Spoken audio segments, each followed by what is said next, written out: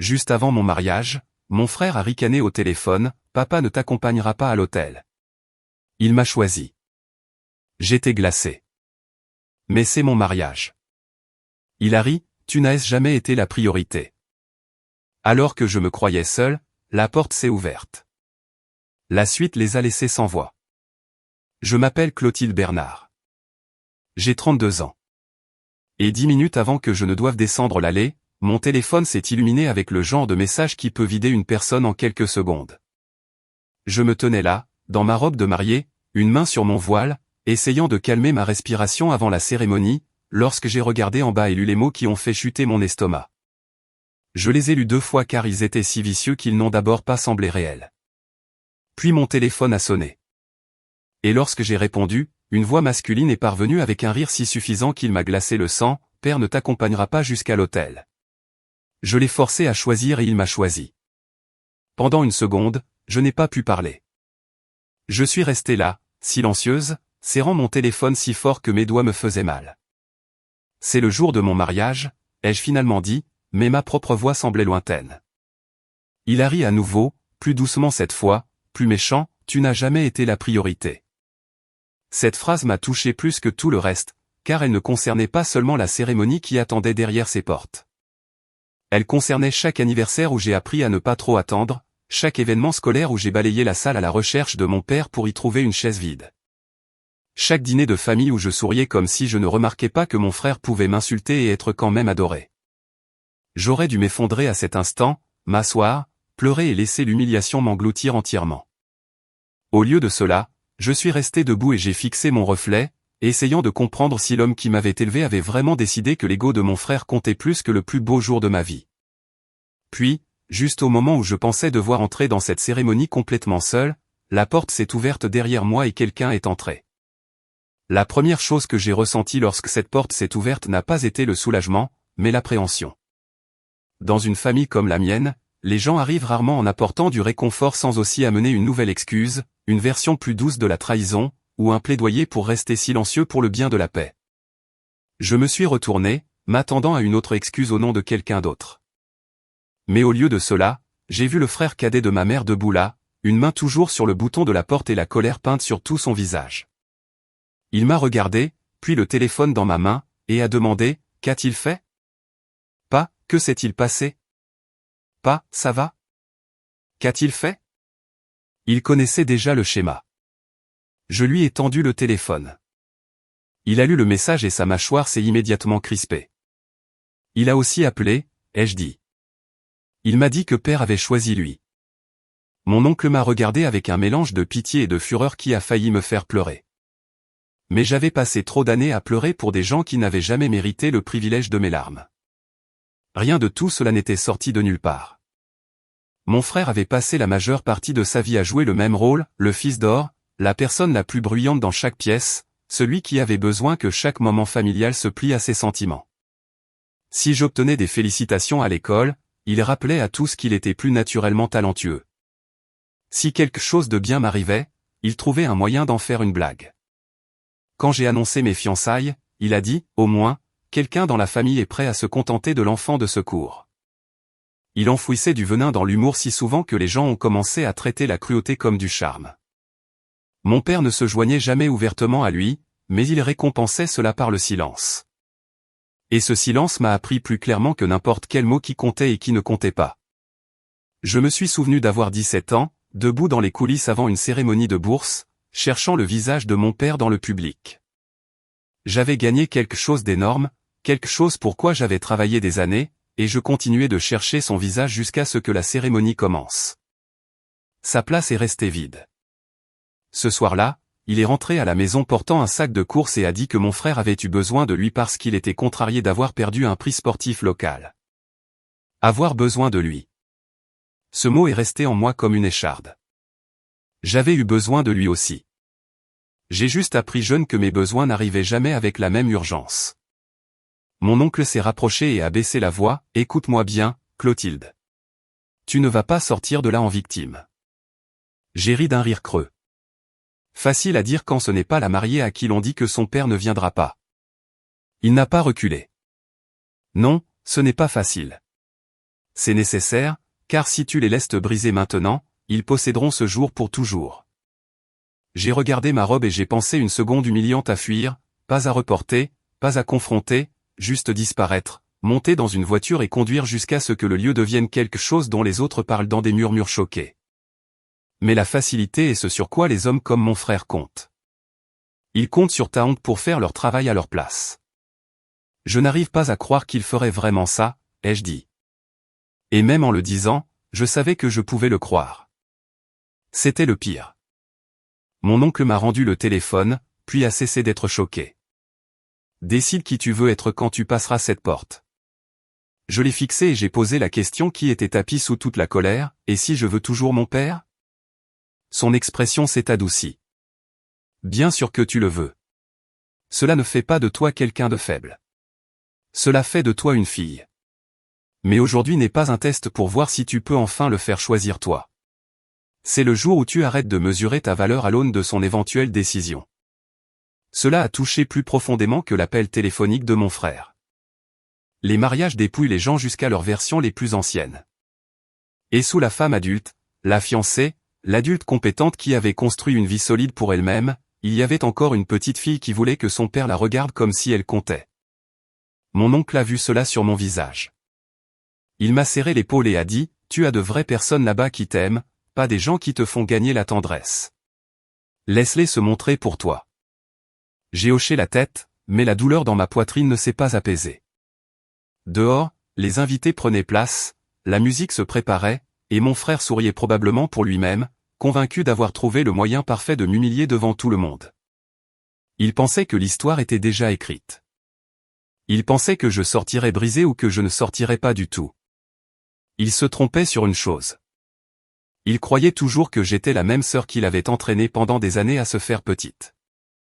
Au moment où j'ai quitté la suite nuptiale, mes mains étaient stables, mais j'étais loin d'être calme. La colère peut faire cela. Elle peut stabiliser ton corps tout en mettant le feu à tout le reste. Mes demoiselles d'honneur s'agitaient autour de moi dans une panique douce, ajustant le dos de ma robe, vérifiant mon voile, demandant si je voulais de l'eau. Je leur ai adressé à toutes le même petit sourire et le même mensonge, je vais bien. On permet aux mariées d'être émotives. On ne s'attend pas à ce qu'elles soient suffisamment furieuses pour démanteler une famille avant le début de la cérémonie. Au bas de l'escalier, l'une des coordinatrices s'est précipitée et m'a chuchoté que mes fiancés avaient envoyé un message demandant si j'allais bien. Ils n'avaient aucune idée de ce qui se passait et pourtant ils sentaient que quelque chose n'allait pas. Cela a failli me défaire. Je voulais courir directement vers lui et tout lui raconter, mais je ne voulais pas que ce jour devienne un champ de bataille de plus dans lequel ma famille l'aurait traîné. J'ai dit à la coordinatrice de lui faire savoir que j'avais juste besoin d'une minute. Puis, je me suis engagé dans le couloir latéral menant à l'entrée de l'allée. Et là, il était, mon frère, appuyé contre le mur comme s'il possédait l'endroit, une main dans sa poche, portant un costume que mon père avait probablement payé, et souriant comme un homme qui croyait avoir déjà gagné. Il s'est détaché du mur quand il m'a vu et a dit, « Waouh, tu as quand même tenu bon. » J'ai marché droit vers lui. « Où est-il » ai-je demandé. Il a fait semblant de ne pas comprendre. « Qui ? Ton fiancé ? » Je n'ai pas cligné des yeux. « Tu sais exactement de qui je parle. » Son sourire s'est élargi, « Ah oui, père. » Occupé. Je l'ai fixé et pour la première fois de ma vie, je n'ai ressenti aucun besoin d'adoucir mon ton pour maintenir la paix. Occupé à faire quoi? Il a baissé la voix comme s'il partageait quelque chose de délicieux. Être là où il est réellement désiré. J'ai failli rire, non pas parce que c'était drôle, mais parce que cette cruauté délibérée semble toujours pathétique si on la regarde assez longtemps. Tu m'as appelé pour ruiner le jour de mon mariage, ai-je dit. Il a haussé les épaules. Je n'ai rien ruiné. Je t'ai juste dit la vérité avant que tu ne t'embarrasses devant tout le monde. Je me suis rapproché. Non, la vérité c'est que tu ne supportais pas l'idée qu'une journée ne tourne pas autour de toi. Quelque chose d'affreux a traversé son visage. Tu fais toujours ça, a-t-il lancé. Tu te fais passer pour l'innocente, comme une sainte fille négligée, comme si tout le monde devait avoir pitié de toi. C'est épuisant. Cela m'a presque stupéfaite. Non pas parce qu'il avait raison, mais parce que les gens comme lui se révèlent toujours lorsqu'ils perdent le contrôle. Il ne détestait pas ma faiblesse. Il détestait que j'aie survécu à sa cruauté sans devenir lui. Tu as fait choisir père, ai-je demandé. C'est vraiment ce qui s'est passé? Il s'est penché. Oui, je lui ai demandé où allait sa loyauté, et il a répondu. J'ai secoué la tête. Non, tu as fait pression sur une vieille blessure et tu as appelé ça de la loyauté. Sa bouche s'est serrée. Tu penses toujours être plus intelligente que tout le monde. Pas tout le monde, ai-je dit. Juste toi. Il a ri à nouveau, mais le son était plus faible maintenant. Fais attention. Cet acte de princesse s'écroule très vite sans père à ton bras. C'était la phrase qui perçait tout. Ce n'était pas ce qu'il avait dit de plus cruel, mais cela condensait toute l'histoire de notre famille en une seule phrase. Il croyait vraiment que ma dignité dépendait de l'approbation masculine. L'approbation de notre père, la sienne, le bras de quelqu'un. Il n'avait aucune idée du genre de femme que j'étais devenue en dehors de cette maison. Je l'ai regardé droit dans les yeux et j'ai dit, tu peux passer le reste de ta vie à rivaliser avec moi si tu veux. J'ai fini de rivaliser avec quelqu'un dont la plus grande réussite est d'être choisi par un homme trop faible pour lui dire non. Son visage a changé instantanément. Il s'attendait à des larmes, peut-être à des supplications, peut-être à une scène qu'il pourrait utiliser plus tard comme preuve que j'étais instable. Il ne s'attendait pas au mépris. Avant qu'il ne puisse répondre, nous avons entendu un mouvement derrière nous. Ma mère était entrée dans le couloir. Elle a jeté un coup d'œil à nos visages et a murmuré, « S'il vous plaît, pas maintenant. » Mon frère s'est reculé et a lissé sa veste. « Dis-lui ça, dit-il, comme si j'étais celle qui causait des dégâts. » Ma mère m'a regardé avec des yeux humides, et pendant une brève seconde, j'ai failli la reprendre. Elle avait passé des décennies à survivre en minimisant le comportement des hommes et en traduisant la cruauté en quelque chose de gérable. Elle désirait l'harmonie au point d'appeler presque n'importe quoi la paix. « Où est père ?» ai-je demandé. Elle a hésité, puis a dit calmement, il avait besoin de temps. Mon frère a ricané. La voilà. Je l'ai regardé droit dans les yeux. A-t-il dit qu'il ne viendrait pas? Elle a mis trop de temps à répondre. C'était une réponse suffisante. Quelque chose en moi s'est complètement immobilisé. Elle a tendu la main vers la mienne, mais je l'ai retirée. Ne fais pas ça, ai-je dit. Pas à moins que tu ne sois enfin sur le point de dire la vérité. Elle s'est mise à pleurer alors, doucement, s'excusant, de la manière dont elle pleurait toujours lorsque la réalité devenait trop évidente pour être adoucie. Il a dit qu'il ne voulait pas de conflit. J'ai laissé échapper un rire bref et aigu. Alors, il l'a créé et s'est appelé Pacifique. Mon frère a levé les yeux au ciel. On peut passer l'acte de martyr? Marche dans l'allée ou ne marche pas. Je me suis tourné vers lui si vite que ma mère a halté. Mes émotions ne sont pas le problème ici.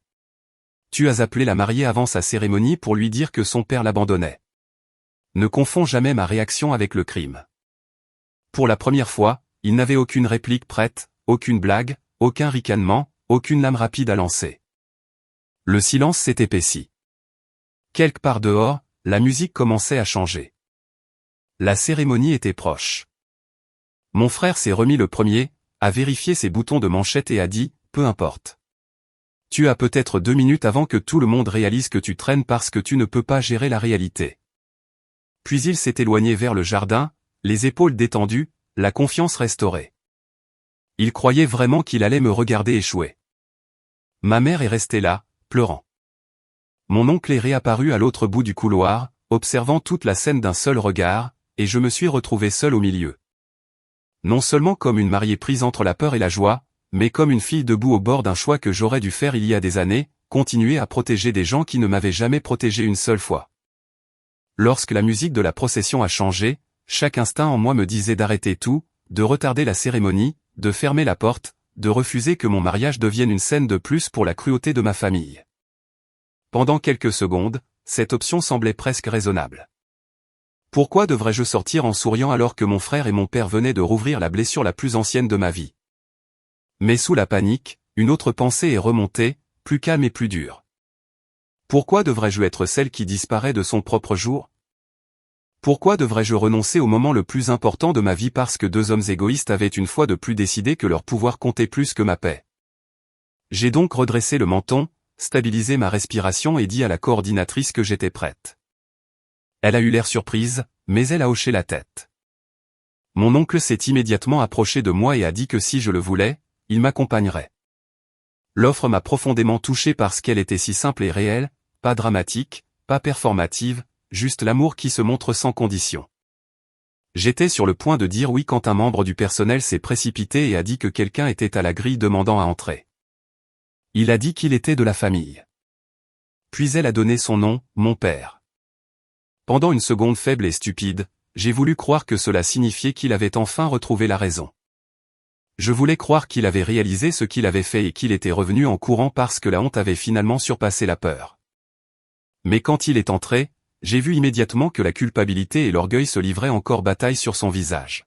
« Clotilde » a-t-il commencé, mais je l'ai interrompu avant qu'il ne puisse prétendre que prononcer mon nom doucement arrangerait quoi que ce soit. Il a essayé de se défendre presque immédiatement. Il a dit qu'il venait comme si arrivé en retard effaçait les dégâts. Il a dit que mon frère était contrarié. Il a dit qu'il essayait seulement de maintenir la paix. J'ai ri et le son est sorti plus aigu que je ne l'avais prévu.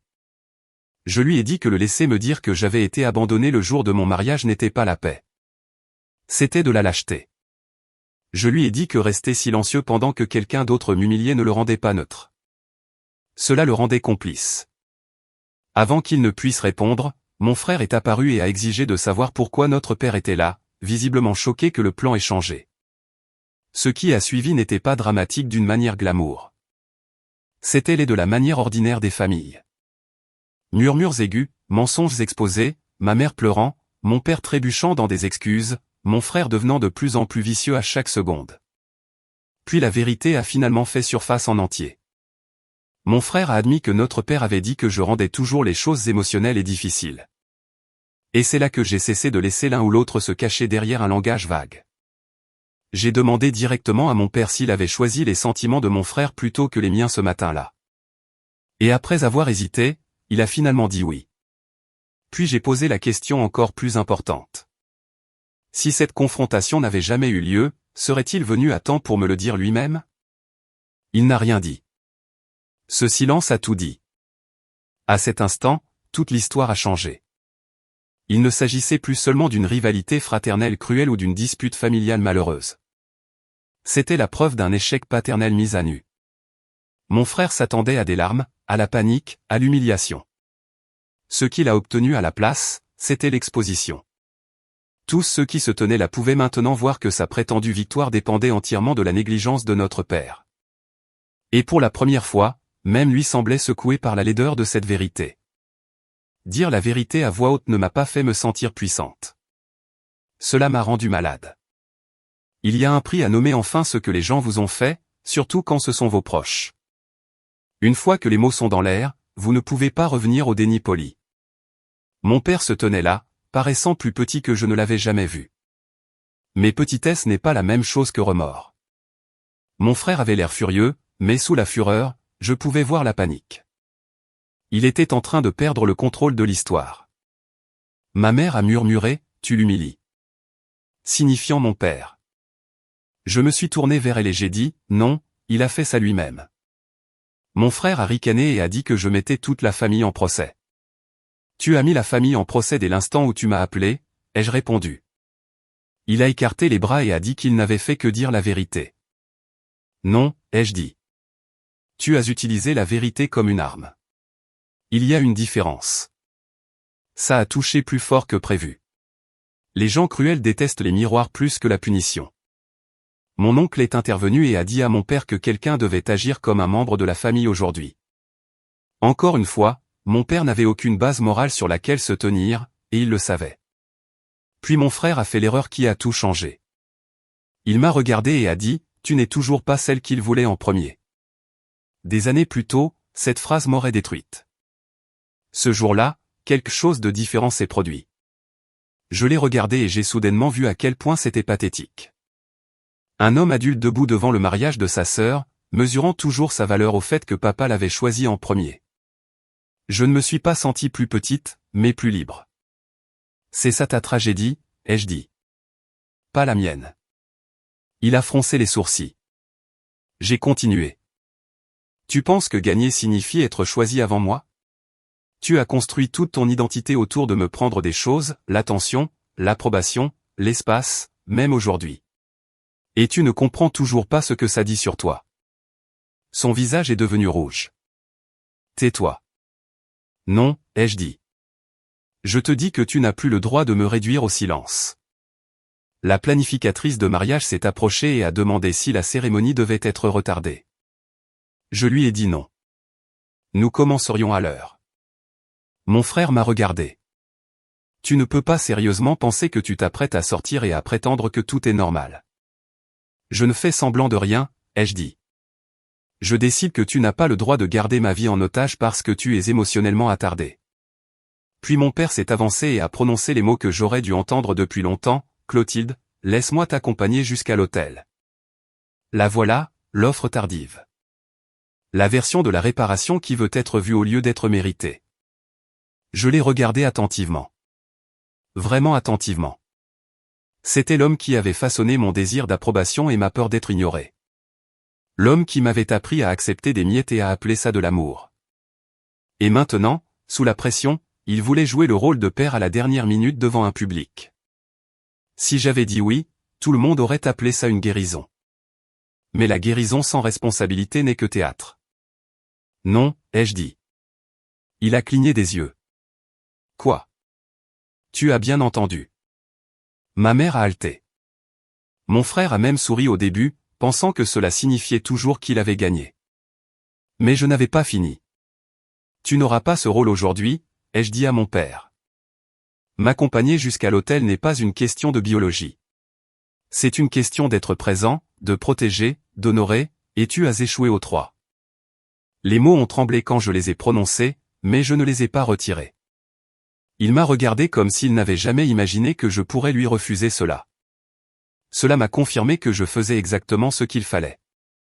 Les hommes comme lui peuvent retenir l'amour pendant des années et croire toujours que l'accès à vous est leur droit de naissance. Alors qui, a murmuré ma mère. Je n'ai pas hésité. Je me suis tourné vers mon oncle. Il se tenait à quelques pas, les yeux remplis, n'ayant clairement pas prévu d'être au centre de tout cela. Lui, ai-je dit. Il a eu l'air abasourdi. C'est toi qui es venu quand j'avais besoin de quelqu'un, lui ai-je dit. C'est toi qui m'as dit de ne pas disparaître de ma propre vie. C'est toi qui m'as traité comme si je comptais avant qu'il y ait un public. Si quelqu'un m'accompagne jusqu'à cet hôtel, c'est toi. Ma mère s'est couvert la bouche et a sangloté ouvertement. Mon père est devenu livide. L'expression de mon frère est passée d'un soulagement suffisant à une incrédulité totale, car soudain, l'histoire avait tourné d'une manière qu'il n'avait jamais prévue. Il voulait que l'absence de mon père soit mon humiliation. Au lieu de cela, c'est devenu la preuve publique de la raison pour laquelle lui et mon père n'étaient plus centraux dans ma vie. C'est de la folie, a lancé mon frère. Tu remplaces père pour marquer un point. Non, ai-je dit. J'honore la personne qui a réellement agi comme un membre de ma famille. Mon père a tenté une dernière fois. Clotilde, ne fais pas ça. J'ai croisé son regard et j'ai dit, tu l'as déjà fait. Puis je me suis détourné de lui. Et ce simple refus m'a semblé plus puissant que n'importe quel discours que j'aurais pu faire. Certains pensent que la vengeance, c'est crier. Parfois, c'est le refus. Parfois, c'est laisser quelqu'un se tenir dans le vide exact qu'il a créé et le forcer à le regarder sans secours. Mon frère était en train de se décomposer maintenant. Tu vas vraiment mettre père dans l'embarras devant tout le monde, a-t-il exigé. Tu veux dire, de la manière dont tu as essayé de m'embarrasser, ai-je demandé. Oui, a-t-il rétorqué. Exactement comme ça. L'honnêteté de cela l'a stupéfié lui-même. Mon oncle a fait un pas en avant et lui a dit qu'il devait partir avant de gâcher les choses. Mon frère a ri amèrement et m'a traité de dramatique et de vindicative. Je l'ai regardé et j'ai dit la chose la plus calme que j'avais dite de toute la journée, non, je le coupe parce que j'ai enfin appris la différence entre l'amour et l'accès. Cela l'a fait taire. La coordinatrice a signalé qu'il était temps. La musique allait commencer. Les invités étaient assis. Mon futur mari attendait à l'hôtel, toujours présent, toujours aimant, toujours stable. J'ai tendu le bras à mon oncle. Il me l'a offert avec des mains tremblantes. Mon père a fait une dernière tentative brisée. S'il te plaît. Je ne me suis pas retourné. Tu as choisi ce matin, ai-je dit. Je choisis maintenant. Puis j'ai marché. L'air a changé à la seconde où nous sommes sortis. À l'intérieur du couloir, tout semblait confiné et vénéneux, lourd des vieilles blessures que ma famille avait traînées jusqu'à mon jour de mariage. Dehors, le jardin était lumineux avec la lumière de fin d'après-midi, des fleurs blanches bordant l'allée, les invités se levant lorsque la musique s'est élevée. Pendant un étrange moment suspendu, j'ai failli m'effondrer à cause du contraste seul. Mon oncle a resserré son bras sous ma main, et j'ai réalisé qu'il était plus nerveux que moi. Cela m'a fait sourire pour la première fois de la journée. J'ai levé les yeux et j'ai vu mon fiancé attendre à l'hôtel. Au moment où il a remarqué qui marchait à mes côtés, la compréhension a traversé son visage. Pas de la confusion, pas de la panique, mais la compréhension. Il en savait assez sur ma famille pour lire toute la scène d'un seul coup d'œil, et au lieu d'avoir l'air embarrassé ou préoccupé par les apparences, il m'a regardé avec une tendresse pure et stable. Cela m'a presque plus défaite que la trahison. Être bien aimé après avoir été mal aimé ressemble à un miracle, même si cela devrait simplement être normal. Alors que nous descendions l'allée, je pouvais sentir les réactions autour de nous. Certains invités pleuraient. D'autres chuchotaient. Certains regardaient clairement au-delà de moi, essayant de trouver mon père. Je ne me suis jamais retourné. J'ai refusé de pourrir cette marche en vérifiant s'il se tenait là à regretter ce qu'il avait fait. Pas à pas, je me sentais moins comme une fille rejetée et plus comme une femme entrant dans la vie qu'elle s'était bâtie. À l'hôtel, mon oncle a embrassé ma joue et a placé ma main dans celle de mon fiancé. Puis il s'est reculé, les yeux brillants, et la cérémonie a commencé. Quand ce fut le tour des vœux, mon fiancé a commencé. Sa voix était calme, chaleureuse et complètement honnête. Il a dit qu'il aimait la façon dont je restais gentil malgré la déception, la façon dont je remarquais la douleur des autres parce que j'avais vécu la mienne, et la façon dont je bâtissais la loyauté au lieu de l'exiger. Il a dit que m'aimer lui avait appris que la maison n'est pas l'endroit où l'on est le plus bruyamment loué, mais où l'on est le plus profondément compris. Au moment où il eut fini, je pleurais déjà. Puis ce fut mon tour. Je l'ai regardé et j'ai mis de côté les vœux plus doux que j'avais écrits il y a des semaines, car à cet instant, seule la vérité semblait digne. Je lui ai dit que j'avais l'habitude de penser que l'amour était quelque chose que l'on gagnait en étant plus facile à choisir. J'ai dit que je croyais que si j'étais assez patiente, assez silencieuse et assez compréhensive, les gens qui me blessaient finiraient par m'aimer de la bonne manière. Mais l'aimer m'avait appris quelque chose de mieux. Le véritable amour ne vous demande pas de vous faire petite en échange de l'appartenance. Le véritable amour se montre. Il protège. Il ne vous fait pas rivaliser pour la dignité. Je lui ai dit qu'il n'avait jamais traité mon cœur comme un fardeau ou un prix, seulement comme quelque chose de précieux, et que je lui promettais ma vie, non pas comme quelqu'un qui attend toujours d'être choisi, mais comme quelqu'un qui connaissait enfin sa valeur. Un silence a suivi qui semblait sacré. Puis, depuis l'arrière, une voix l'a rompu, Clotilde, mon père, juste mon nom, prononcé trop tard encore. Je me suis lentement retourné. Il s'est avancé depuis la dernière rangée, dépouillé de toutes les excuses qu'il avait portées plus tôt, et a dit assez fort pour que tout le monde entende, « Je suis désolé. Je suis désolé d'avoir échoué. » Un murmure a parcouru la foule. Mon frère a immédiatement essayé de l'arrêter, mais mon père a continué. Il a admis que mon frère l'avait poussé, mais qu'il avait laissé faire et que l'échec lui appartenait. Puis il a dit quelque chose qui a changé toute l'atmosphère, « J'ai protégé les mauvaises choses pendant des années. » Mon frère l'a regardé avec incrédulité, puis est devenu furieux. « C'est ridicule », a-t-il lancé. Elle retourne tout le monde contre moi parce qu'elle a toujours besoin d'être la victime. Cela aurait pu fonctionner une fois. Pas maintenant. Pas après l'appel téléphonique. Pas après la confrontation. Pas après les excuses publiques de mon père. Je l'ai regardé depuis l'hôtel, toujours dans la robe de mariée qu'il pensait que je porterais vers l'humiliation, et j'ai dit calmement, « Non, tu as fait ça toi-même. » Il m'a lancé un regard noir et a exigé, « Tu crois que tu as gagné ?» Je l'ai regardé droit dans les yeux et j'ai dit la seule chose à laquelle il ne pouvait pas répondre, « Ce n'était jamais un jeu pour moi. C'est pour ça que tu as perdu. » Il n'a pas eu de réponse parce que c'était vrai. Il avait passé toute sa vie à traiter l'amour comme une compétition et l'attention comme un trophée. En une seule journée, il avait exposé exactement à quel point cela le rendait petit. L'officiant a demandé si nous voulions continuer. Je me suis retourné vers mon fiancé et j'ai dit, plus que tout. Nous avons donc échangé nos alliances, répété nos vœux, et lorsque l'officiant nous a déclarés mari et femme, les applaudissements qui se sont élevés des invités semblaient plus grands que la célébration. Ils ressemblaient à un soulagement, à un témoignage, au son de personnes réalisant qu'elles venaient de regarder une femme refuser de rendre sa joie aux personnes qui la contrôlaient autrefois. Après le baiser, le jardin a explosé. Les gens se sont levés, ont applaudi, ont pleuré et ont souri pendant que mon mari se penchait près de moi et murmurait « Tu as été magnifique ». J'aurais dû me sentir brisé après tout ce qui s'était passé, mais au lieu de cela, je me sentais étrangement légère, comme si une pièce verrouillée à l'intérieur de moi venait enfin de s'ouvrir. Lorsque nous nous sommes tournés pour faire face aux invités, j'ai vu la forme finale de la journée. Ma mère pleurait comme si elle avait enfin compris que la paix qu'elle passait des années à protéger avait toujours été bâtie sur mon silence. Mon père se tenait près de l'arrière, ressemblant à un homme qui venait enfin d'être forcé de voir le coup de sa lâcheté. Et mon frère n'avait plus l'air triomphant. Il avait l'air exposé. La performance avait échoué.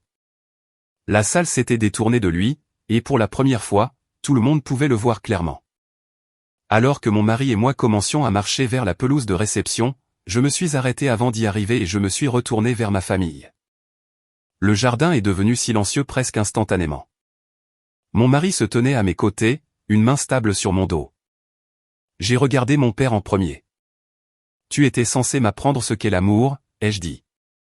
Au lieu de cela, tu m'as appris ce que l'on ressent quand on m'en dit des miettes. Je ne le ferai plus. Puis j'ai regardé mon frère. Tu as passé des années à essayer de me convaincre que j'étais moins pour te sentir plus. Aujourd'hui était censé être ton chef-d'œuvre. Tu voulais que je commence mon mariage en me sentant rejetée et petite. Mais tout ce que tu as fait, c'est prouver que j'ai grandi au-delà de toi il y a longtemps. Son visage s'est tordu, mais le public n'était plus le sien. Il n'avait nulle part où projeter sa cruauté sans qu'elle ne lui retombe dessus. Tu as pris assez de moi, ai-je dit. Pas aujourd'hui, plus jamais. Puis je me suis tourné vers ma mère. Je t'aime, mais si tu continues d'appeler le silence la paix, tu me perdras aussi. Après cela, je suis parti. Plus tard, j'ai appris exactement à quel point cette fin avait frappé mon frère. Furieux que mon père se soit excusé publiquement et ait détruit la version de l'histoire qu'il voulait que tout le monde croie. Il l'a acculé près du chemin secondaire derrière la zone de réception. Il a crié, l'a accusé de trahison, et a dit des choses laides et enfantines devant des témoins, confirmant tout ce que les gens commençaient à soupçonner de lui. Ce fut le moment où tout s'est effondré. Mon père, déjà secoué, a finalement fait ce qu'il aurait dû faire des années plus tôt. Il lui a dit de partir immédiatement. Lorsque mon frère a refusé, 2 cousins de mon mari et un responsable du lieu l'ont escorté par la porte latérale sous les regards et les chuchotements des invités. Ce fut la vraie punition. Pas seulement d'être expulsé du mariage, mais de perdre la scène, de perdre la protection de la famille, de perdre la capacité d'être cruel et d'être toujours admiré. Son grand plan était de m'humilier devant tout le monde. Au lieu de cela, c'est lui qui est parti dans la disgrâce pendant que le mariage continuait sans lui. La réception elle-même s'est transformée en quelque chose de magnifique. Mon mari et moi avons dansé sous des lumières tamisées. Mon oncle a porté un toast sur le fait que la vraie famille est celle qui se tient à vos côtés quand cela coûte quelque chose. Et pour la première fois de ma vie, je me suis senti entouré de personnes qui ne rendaient pas l'amour conditionnel. Bien plus tard, mon père s'est approché de moi calmement. Il n'a pas supplié mon pardon. Il a seulement dit qu'il voyait maintenant ce qu'il avait fait et qu'il savait que le voir tard n'effaçait pas ce que j'avais traversé. Puis il a posé sur la table le mouchoir de ma grand-mère, celui destiné au jour où il devait m'accompagner à l'hôtel, et a dit qu'il ne méritait pas de le garder. Ça m'a fait mal, mais c'était honnête. À la fin de la soirée, je suis sorti un instant et j'ai regardé l'allée bordée de fleurs où j'aurais dû marcher avec mon père et où j'ai marché à la place avec l'homme qui avait réellement mérité cette place en m'aimant quand personne ne regardait. C'est là que j'ai compris la vérité. Mon frère n'avait pas ruiné mon mariage. Mon père non plus. Il s'était révélé. Oui, il m'avait profondément blessé. Mais ils avaient échoué à définir le sens de ma journée. Le sens de mon mariage n'était pas l'abandon. C'était la clarté. C'était le moment où j'ai cessé de confondre le sang avec la loyauté et où j'ai enfin compris qu'être choisi n'est pas la même chose qu'être aimé. Au final, je me suis marié. Mon frère a été mis à la porte. Mon père est resté debout dans les conséquences de sa propre faiblesse. Et je suis entré dans ma nouvelle vie non pas comme la fille qui n'était jamais la priorité, mais comme la femme qui a finalement cessé de demander aux gens brisés la permission d'exister.